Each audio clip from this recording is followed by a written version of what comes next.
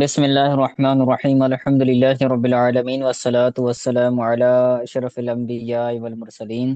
جی، قدوری شریف کی روشنی میں کتاب و صرف ہم آج پڑھیں گے۔ تو آج پہلا لیکچر ہے ہمارا اس حوالے سے، تو شروع کرتے ہیں۔ کہتے ہیں کتاب و صرف یہ صرف کا کتاب ہے، ٹھیک ہے، یعنی بے کی ایک قسم ہے بے صرف۔ تو اس کتاب کے اندر، اس چیپٹر کے اندر بے صرف کے حوالے سے مسائل بیان کریں گے۔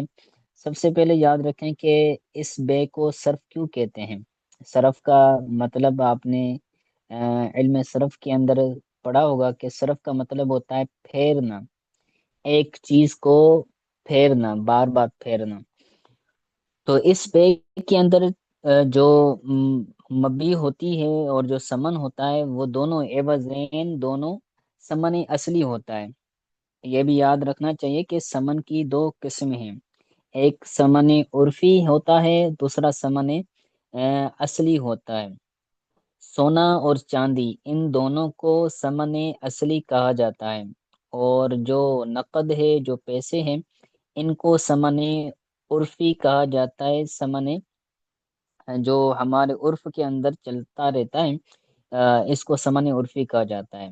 تو اس بے اس صرف کے اندر جو عوضین ہوتے ہیں، یعنی مبی اور سمن جو ہوتے ہیں، وہ دونوں سمن اصلی ہوتے ہیں، یعنی سونا چاندی کا لین دین ہوتا ہے، سونا چاندی کا اس کے اندر لینا اور دینا ہوتا ہے۔ تو اس لیے اس کو بے صرف کہتے ہیں، کیونکہ اس کے اندر بار بار سونا چاندی پھرتا رہتا ہے۔ سونا چاندی کی بے ہوگی تو سونا چاندی ایک دوسرے کی طرف پھرتا رہے گا، تو پھرنے کا مطلب ہوتا ہے صرف، تو اس وجہ سے اس کو بے صرف کہا جاتا ہے، ٹھیک ہے۔ یعنی یہ جو بے ہوتی ہے، اس بے کے اندر دونوں عوضین کیا ہوتے ہیں؟ سمن اصلی یعنی سونا اور چاندی ہوتے ہیں۔ کہتے ہیں الصرف هو البيع اذا كان كل واحد من عوضيه من جنس الاسمان۔ صرف بھی بے ہے، صرف بھی بے ہے جب ان دونوں کے اس کے دونوں عوضین میں سے ہر ایک، عوض تثنیہ کا صیغہ ہے، جب اس کے دونوں عوضین میں سے ہر ایک سمن کی جنس میں سے ہو۔ سمن سے مراد سمن اصلی، سمن اصلی کی جنس میں سے ہو، تو اس بے کو بے صرف کہا جاتا ہے۔ یعنی مبی اور سمن دونوں جو ہے وہ سمن اصلی میں سے ہو، یعنی سونا ہو یا پھر چاندی ہو۔ کہتے ہیں فَإِن بَاعَ فِضَّةً بِفِضَّةٍ أَوْ ذَهَبًا بِذَهَبٍ لَمْ يَجُزْ إِلَّا بِمِثْلٍ بِمِثْلٍ۔ اگر کوئی بندہ چاندی کو چاندی کے بدلے بیچے، فَإِن بَاعَ اگر کسی نے چاندی کو چاندی کے بدلے بیچا، او ذهبًا بذهب سونے کو سونے کے عوض بیچا، ایک تولہ سونا دیا، دوسرے نے دوسری طرف سے سونا دیا، یعنی سونا دے کر سونا خریدا، یا چاندی دے کر چاندی خریدی، چاندی کے عوض چاندی کو بیچا یا پھر سونے کے عوض سونے کو بیچا، تو یہ جائز نہیں ہے، مگر مثلاً مثل برابر برابر ہم مثل بیچنا یہ جائز ہے، اور کمی زیادت کے ساتھ کیا ہوگا؟ یہ جائز نہیں ہوگا۔ لم یجوز جائز نہیں ہے، الا مثلم بمثل مگر برابر برابر بیچنا یہ جائز ہو جائے گا۔ جتنی چاندی دے رہا ہے اتنی چاندی لے، اور جتنا سونا دے رہا ہے اتنا سونا لے، تو برابر برابر مقدار دونوں کی ایک جیسی ہو، ایک جتنی ہو، تو یہ بے جائز ہو جائے گی، وگرنہ جائز نہیں ہوگی، کیونکہ نبی کریم صلی اللہ علیہ وسلم کا فرمان ہے کہ والفضل ربا، جو زیادتی ہوگی وہ کیا ہوگا؟ ربا ہوگی، یعنی سود ہوگا۔ مثلاً بمثل برابر برابر بیچنا یہ جائز ہوگا، اور کمی زیادتی یہ کیا ہوگا؟ سود ہوگا، ٹھیک ہے۔ اب آگے کہتے ہیں وَإِنْ اخْتَلَفَا فِي الْجَوْدَةِ وَالصِّيَاغَةِ، اگرچہ یہ ان وصلیہ ہیں، اس کا ترجمہ ہوگا اگرچہ، اگرچہ وہ دونوں جودت، جودت کا مطلب ہے یعنی معیار، کوالٹی کے اندر اگرچہ وہ دونوں مختلف ہوں، کوالٹی اور سیاغت یعنی بناوٹ کے اندر، بناوٹ کے اندر، اور جودت یعنی معیار کے اندر، کوالٹی کے اندر اگرچہ وہ مختلف ہوں، تو برابر برابر بیچنا یہ جائز ہوگا، اور کمی پیشی کے ساتھ بیچنا یہ جائز نہیں ہوگا، ناجائز ہوگا۔ یعنی ایک چاندی جو ہے وہ اچھی طرح کی، اچھی کوالٹی والی ہے، معیار کے اعتبار سے اچھی ہے، اور ایک چاندی کم ہے معیار کے اعتبار سے، لیکن دونوں کی کیا ہے، کوانٹٹی ایک ہی ہے، تو یہ جائز ہو جائے گی۔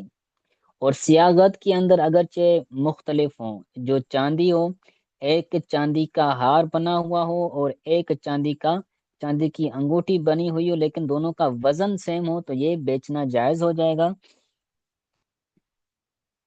سیاغت یعنی بناوٹ، جودت یعنی معیار اگرچہ مختلف ہوں، لیکن وزن کے اعتبار سے برابر برابر ہیں، تو یہ بیچنا جائز ہو جائے گی۔ وزن کے اعتبار سے کم زیادہ ہے تو یہ ناجائز ہو جائے گی۔ ٹھیک ہو گیا۔ آگے کہتے ہیں ولا بد من قبض العوضین قبل الافتراق، جدائی سے پہلے عوضین کا قبضہ کرنا یہ ضروری ہے۔ یاد رکھیں کہ بے و صرف کے اندر قبضہ یہ شرط ہے۔ اگر جدائی سے پہلے پہلے قبضہ ہوتا ہے عوضین میں سے، عوضین پر قبضہ کرنا یہ جدائی سے پہلے، جدا ہونے سے پہلے پہلے یہ ضروری ہے۔ ٹھیک ہے۔ وَإِنْ بَاعَ الذَّهَبَ بِالْفِضَّةِ جَازَ التَّفَاضُلُ وَوَجَبَ التَّقَابُضُ، اگر چاندی کے بدلے میں سونے کو بیچتا ہے، وَإِنْ بَاعَ اگر بیچا، سونے کو چاندی کے بدلے میں، چاندی دے کر سونے کو بیچا، تو اس کے اندر تفاضل جائز ہے، یعنی کمی پیچی جائز ہے، کیونکہ جنس جدا ہے۔ سونے کے بدلے میں بیچتے تو جنس سیم تھی، تو جنس سیم ہونے کی وجہ سے کمی پیچی کیا ہوتی، ناجائز تھی۔ اب چونکہ جنس تبدیل ہے، سونے کو چاندی کے بدلے بیچ رہا ہے، تو یہ جائز ہو جائے گا کیونکہ جنس مختلف ہے، لیکن تقابض قبضہ کرنا یہ واجب ہو جائے گا کیونکہ بے و صرف ہے، دونوں ثمن اصلی ہیں، تو ثمن اصلی کی عوض بے ہو تو بے و صرف ہوتی ہے، اور بے و صرف کے اندر فی الحال قبضہ کرنا یہ واجب ہوتا ہے۔ ٹھیک ہے، تو وجب التقابض، قبضہ کرنا یہ واجب ہو جائے گا۔ آگے کہتے ہیں وَإِنْ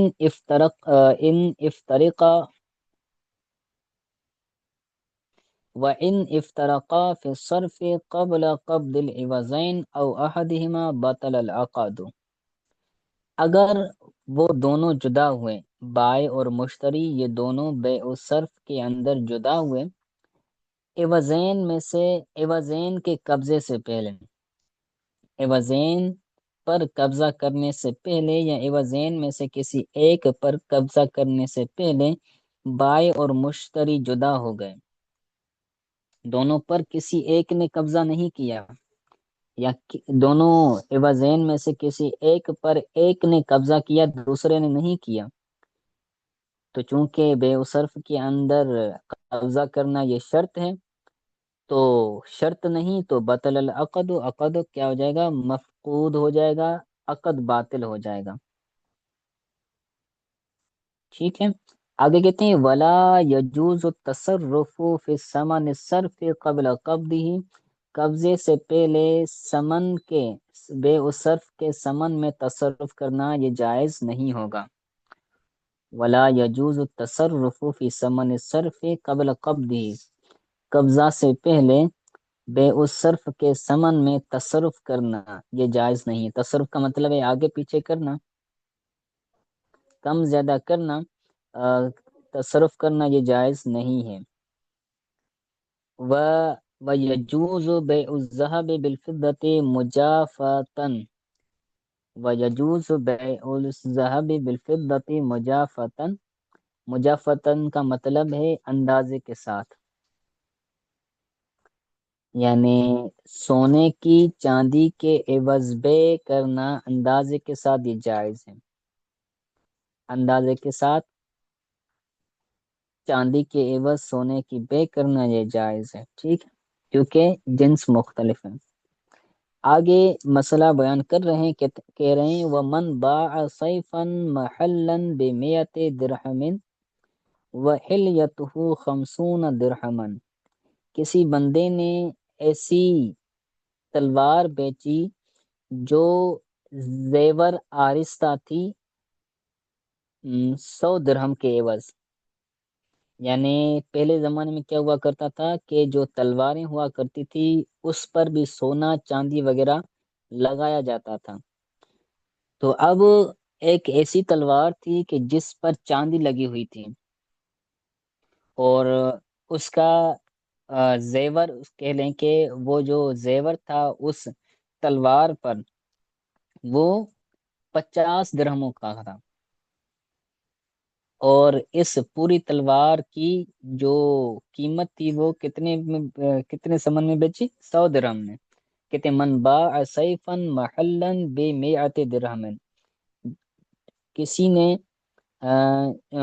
تلوار بیچی جو زیور آرستہ تھی 100 درہم کے عوض بیچی، 100 درہم کے عوض زیور آراستہ تلوار بیچی، وَحِلْيَتُهُ 50 درہمن، اور اس کا جو زیور تھا وہ 50 درہم تھا۔ پوری تلوار جس پر چاندی لگی ہوئی تھی وہ چاندی تھی، وہ جو زیور تھا وہ تھا 50 درہم کا، اور پوری تلوار کی قیمت تھی 100 درہم۔ تو اب بندے نے کتنے پیسے ادا کیے؟ آگے بیان کریں فَدَفَعَ مِنْ ثَمَنِهِ 50 درہما، اس بندے نے یعنی جس نے بیچا، جس نے خریدا، فَدَفَعَ مِنْ ثَمَنِهِ 50 درہما، خریدنے والے نے اس کے ثمن کے عوض 50 درہمن 50 درہم دفع کیے مطلب ادا کیے، 50 درہم اس کے ثمن کے عوض ادا کیے، تو جاز البیع، و بیع جائز ہو جائے گی، کیونکہ کان المقبوض حصۃ فضۃ وان لم یبین ذلک، کیونکہ جو قبضہ تھا وہ چاندی کے حصے پر قبضہ تھا، یعنی تلوار کے اوپر جو لگی ہوئی چاندی تھی اس چاندی کے حصے پر جو تھا وہ قبضہ تھا، کیونکہ یہ جو درہم ادا کر رہا ہے تو درہم بھی چاندی کے ہیں، تلوار پر لگی ہوئی چاندی بھی کیا ہے؟ لگی ہوئی چاندی بھی کیا ہے؟ چاندی ہے، اور یہ درہم بھی چاندی کے ہیں، تو چاندی کے بدلے میں بے ہے تو یہ بے صرف ہوتی ہے، اور بے صرف کے اندر کیا ہوتا ہے؟ قبضہ شرط ہوتا ہے۔ تو کہتے ہیں کان المقبوض حصۃ فضۃ، کہ جس پر قبضہ کیا گیا ہے وہ چاندی کا حصہ ہے، علم یبین ذالک، اگرچہ وہ بیان نہیں ہوا، کیونکہ قبضہ ہوا ہے تو قبضہ ہونے کی وجہ سے یہ بے جائز ہو جائے گی۔ ٹھیک ہو گیا؟ آگے کہتے ہیں وَكَذَلِكَ إِنْ قَالَ خُذْ هَذِهِ الْخَمْسِينَ مِنْ ثَمَنِهِمَا، من ثمنہما تسنیہ کا صیغہ ہے، ٹھیک ہے، یعنی وہ تلوار بھی اور تلوار پر لگا ہوا جو زیور جو چاندی ہے ان دونوں کے ثمن کے عوض میں اس 50 درہم کو لیں۔ کذالک ان قال، اسی طرح اگر وہ بندہ کہے کہ خذ لے هذه الخمسین من ثمنہما، ان دونوں کے ثمن سے یہ 50 درہم لے، اور اگلا بندہ لے لے، تو کیا ہو جائے گا؟ بے جائز ہو جائے گی، کیونکہ جو قبضہ ہو رہا ہے وہ چاندی کے حصے پر ہو رہا ہے، اور درہم بھی چاندی کے ہوتے ہیں، تو بے و صرف کے اندر قبضہ شرط ہے، تو قبضہ ہو گیا تو بے ہو گئی۔ ٹھیک ہے، آگے کہتے ہیں وَإِن لَّمْ يَتَقَابَضَا حَتَّى افْتَرَقَا، اگر ان دونوں نے قبضہ نہیں کیا یہاں تک کہ وہ دونوں جدا ہوئے، یعنی نہ تلوار پر قبضہ ہوا نہ درہموں پر قبضہ ہوا، دونوں جدا ہوئے، اور قبضہ کرنا بے و صرف کے اندر شرط ہے، تو شرط نہیں ہوئی تو بطل العقد فی الحلیۃ والسیف جمیعا، تلوار میں اور زیور میں، حلیہ بولتے ہیں زیور کو، یعنی جو زیور لگا ہوا ہے اس تلوار کے اوپر، تو تلوار میں اور تلوار کے اوپر لگے ہوئے زیور دونوں میں عقد کیا ہو جائے گا؟ باطل ہو جائے گا۔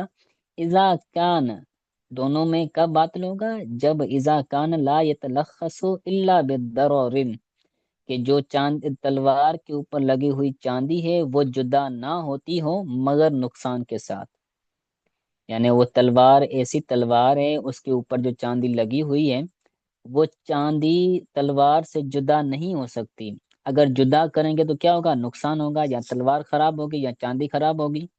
تو اگر جدا کرنا نقصان کے ساتھ ہو، یعنی نقصان کیے بغیر وہ جدا نہ ہو سکے چاندی تلوار سے، تو دونوں کے اندر کیا ہو جائے گی، بے باطل ہو جائے گی، بے فاسد ہوگی۔ ہاں، اگر چاندی اس تلوار سے جدا ہو سکتی ہے تو چاندی میں بے درست ہو جائے گی، اور چاندی میں بے درست نہیں ہوگی کیونکہ قبضہ نہیں ہو رہا، اور جو تلوار ہوگی اس تلوار کے اندر بے جائز ہو جائے گی کیونکہ اس کے اندر قبضہ شرط نہیں ہوتا۔